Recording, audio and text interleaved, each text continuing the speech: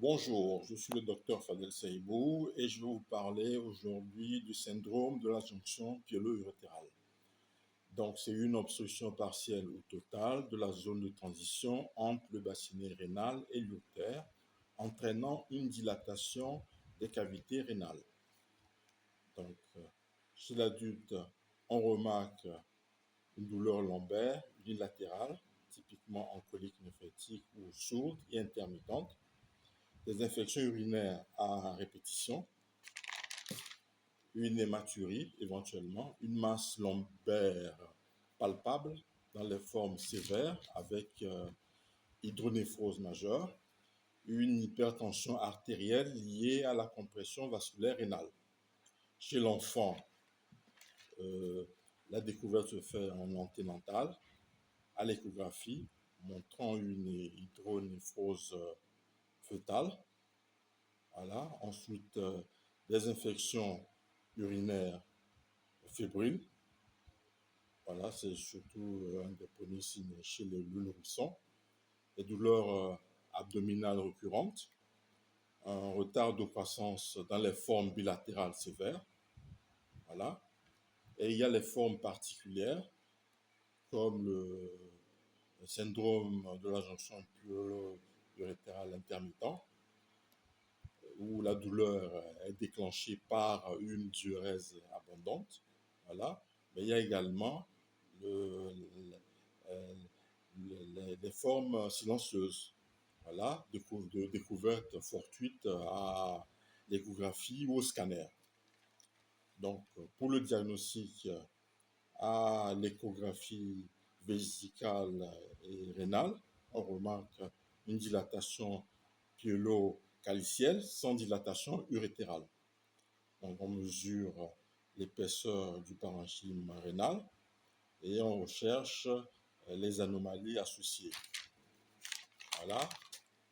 Donc, l'uroscanner est le gold standard et permet la visualisation précise de la zone sténosée, l'évaluation du retentissement et permet de la recherche de préciser l'existence de vaisseaux polaires inférieurs compressifs comme l'artère polaire inférieure.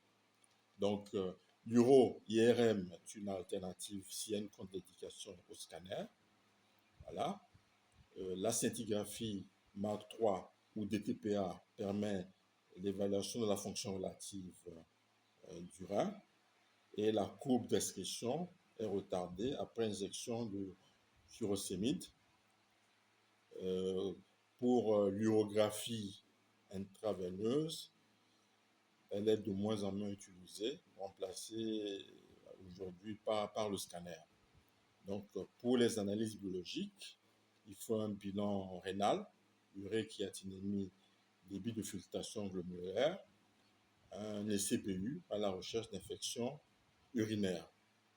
Donc, pour la prise en charge, on peut opter pour un traitement conservateur, une surveillance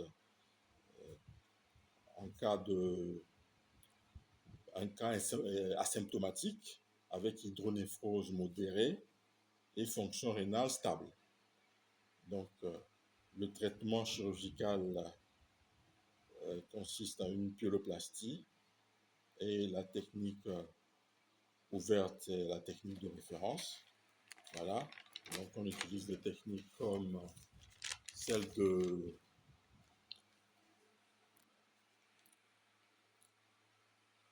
Anderson-Hunes.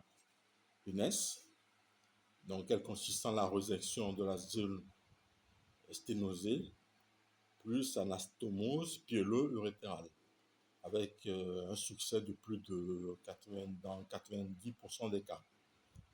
Donc, cette technique est indiquée en cas de symptômes invalidants, altération progressive de la fonction rénale, infection urinaire répétée. Donc, il y a également la pyéloplastie laparoscopique ou robot assisté en alternative.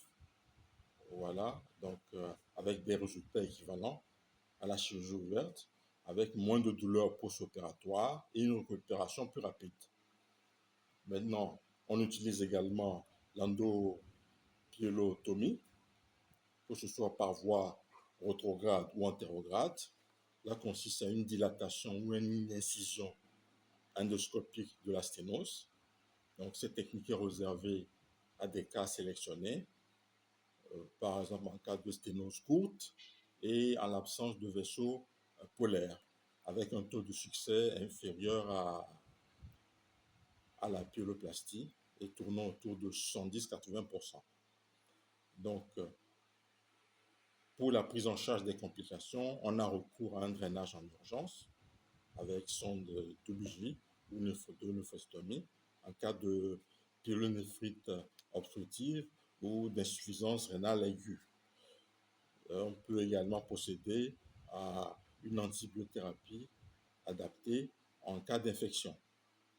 Donc, le suivi post-thérapeutique consiste à un contrôle échographique, ce qui est conseillé, à 1, 3, 12 mois, à une scintigraphie rénale à 6 mois pour évaluer la fonction rénale et une surveillance à long terme, même si le risque de récidive est très faible.